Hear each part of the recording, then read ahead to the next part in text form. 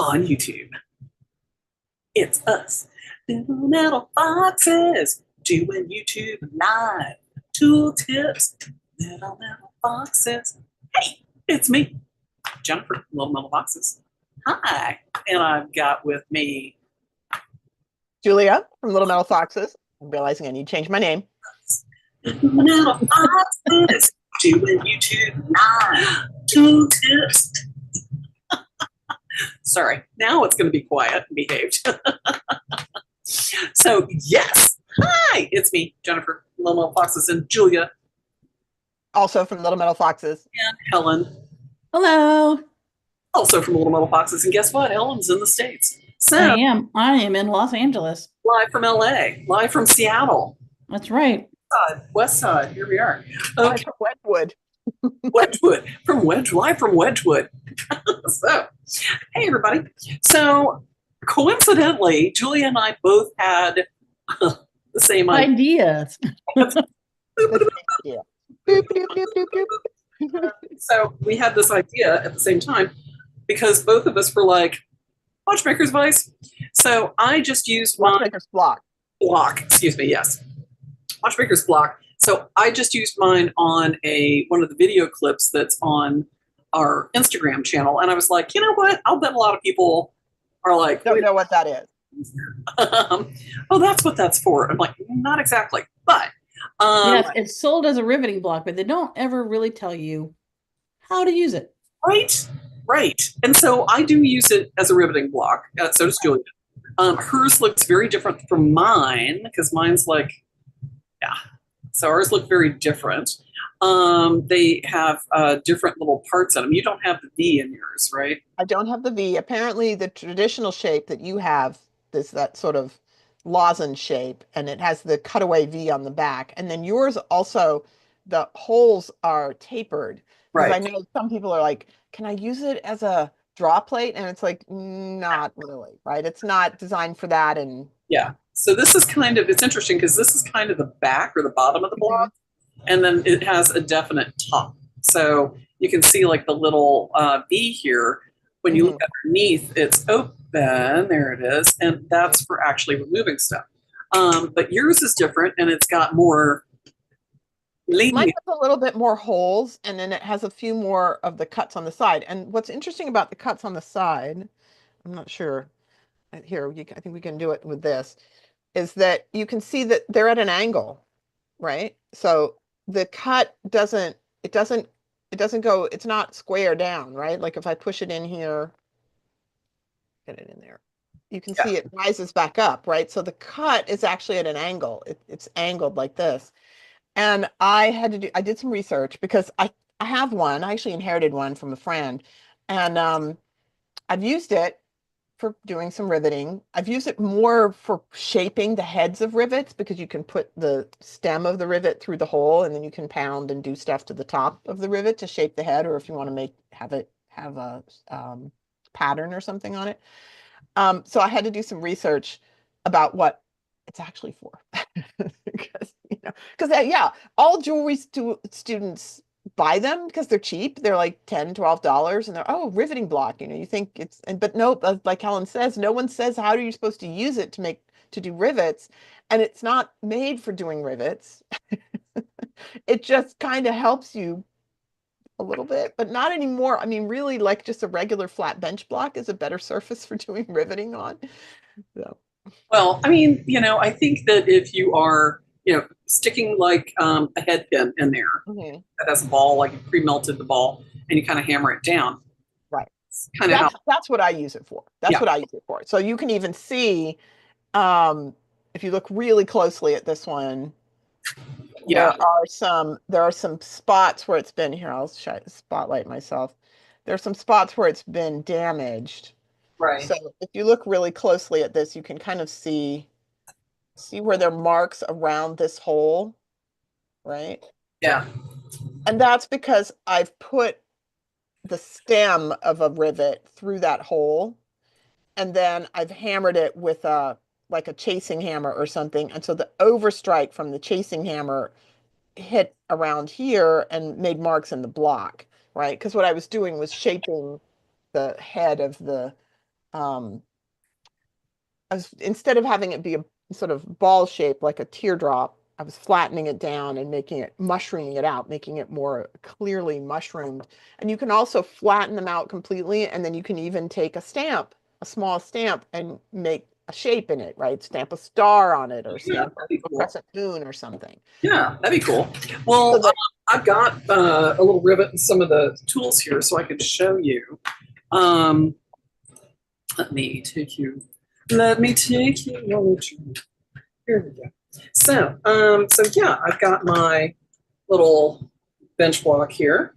And so this is kind of nice because I can drop my head pin right in the hole there, right? There it is. Drop my little head pin in the hole. And so, whatever gauge wire you're using, there's, different size holes for different size wire. And so I'd want to pick the smallest one that I can for that. And I could use something like a nail set punch, which is awesome for this. And I've got a really teeny tiny one, which is great for this size. There we go. So a nail set has like a little divot in the end. And so if I wanted to kind of round this down, that one's too big. This one's just right. So I've got this one, there we go. It has like the little divot in the end. And so to round this over. right, your goal is to make it look more like the head of a brad, right? So it's more mushroom shaped rather than proud of the surface the way it would be if it were. Here we go. Right, yeah. It's like this perfect little nail, Can you get a little bit of more of a close up on there, Yeah, maybe? sure, yeah. So I went from, kind of a ball on the end of it. There we go. Mm-hmm. So I can get more of kind of a flat head on the ribbon. Can you Like show a us traditional pin. Yeah. Right. Can you show us one of the ones with the ball Yes. before you smash? That's a little set punch, nail set. And the so the balls, I usually get like a little, you can buy them or you can make them, doesn't matter. So like Julie was saying, it's kind of nice because if you've got a, so they go from like round, but if you're going to set a rivet, round can be really hard to do, and having more Can you show us the two pieces, like the smushed one and that one, like next to each other, so you can see how much of a difference you made in them? Yeah. Yes, there you go. I wanted to see that. Like you go from the thing on the left, which is just a round teardrop, and then you get that nice rounded flat. Tip it away from you a little bit more.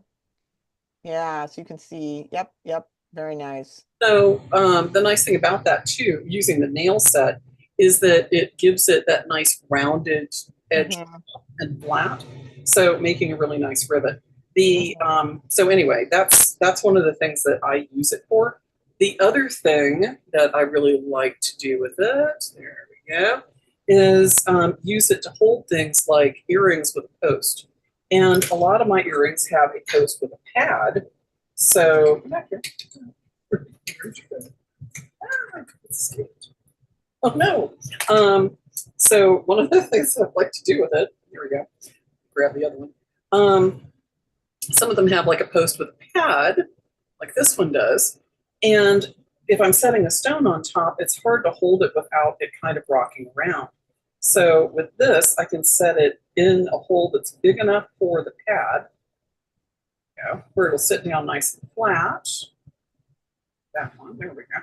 So it'll sit down nice and flat on the block and support my post so that I'm not twisting and bending it. You can hold it with a vise, but with something that's got a post with a pad like this, you're kind of you can't really grab it all the way to the base of the piece very easily. Right. And this makes it a little bit easier to kind of set it all the way down. So when I am doing a bezel or setting a stone like this on a little earring with a post, so I've got something to support my earring and not tear up my post in the process. So it gives me a nice little hard surface to do that on. Also too, I can put this in a little bench vise. So I can like hold it with my vise while I'm, using this to set my stones. So anyway, there's that. Also, these are designed for that kind of thing. So you can Right. actually put in your post for watch parts and clock parts and be able to set these in and work on them. So anyway. Or just support them so that they, you set them there while you're working on something else. Yeah. So, and but I do use this for all kinds of things. If I'm working over a hole, I've got, this is actually the back of the piece. It's usually worked from this side. But you had looked at what the lines are, linga. Linea. Yeah, here, I will show you. Okay. Over here.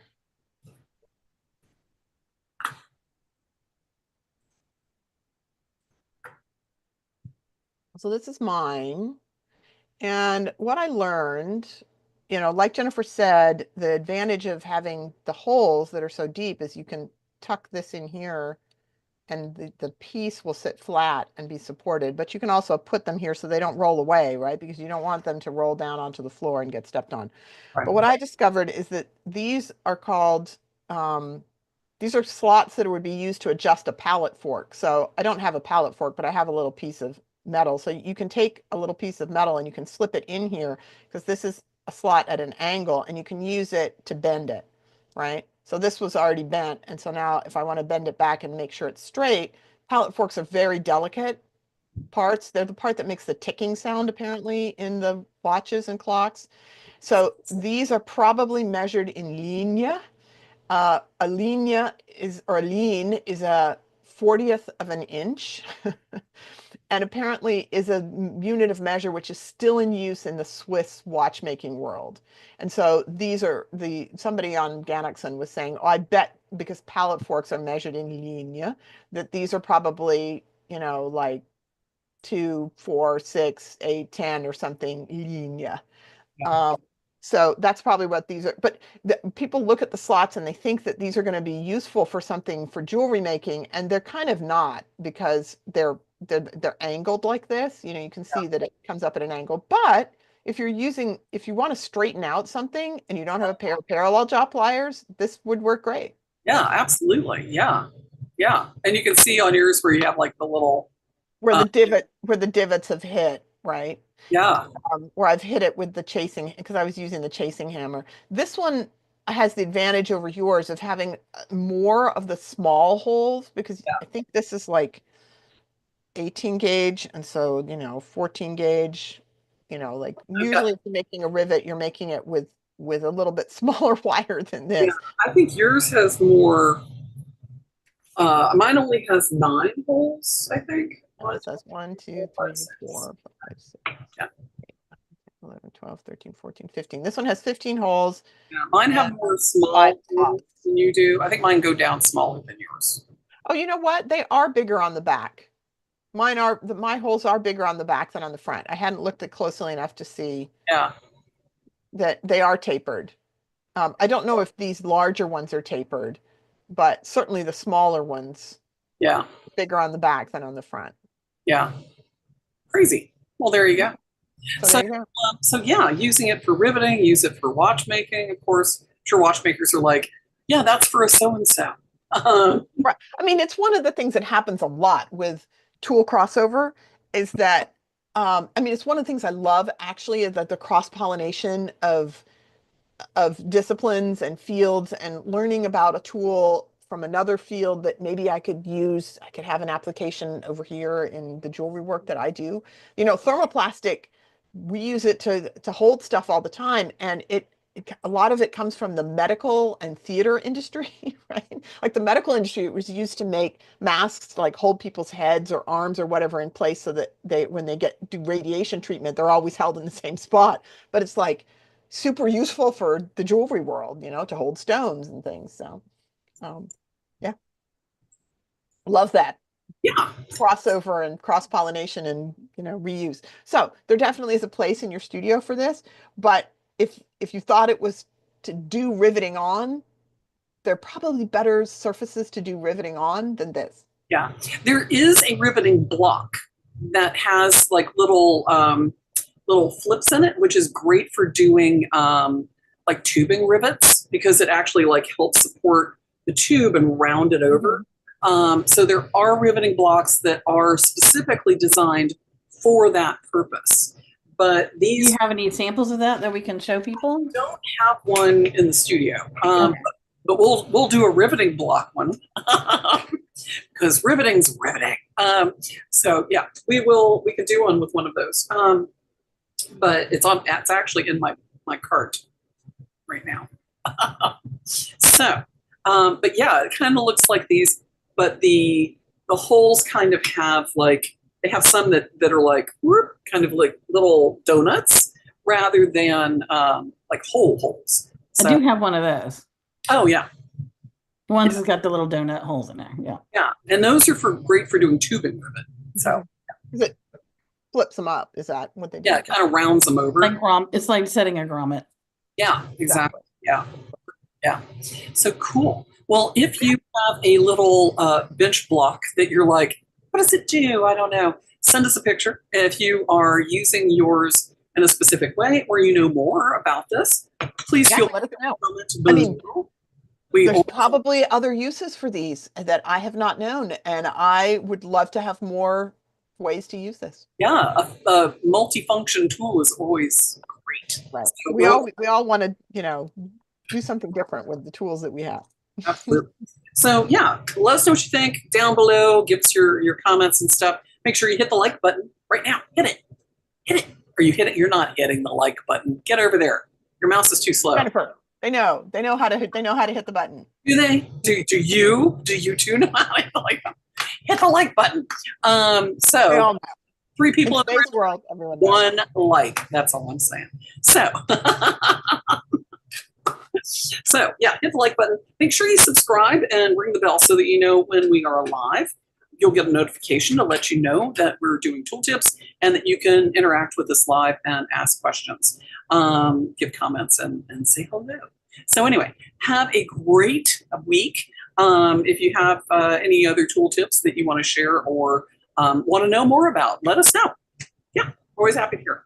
All right, you guys, have a great week, and we'll see you next week on Tooltip Tuesday. Bye. Bye.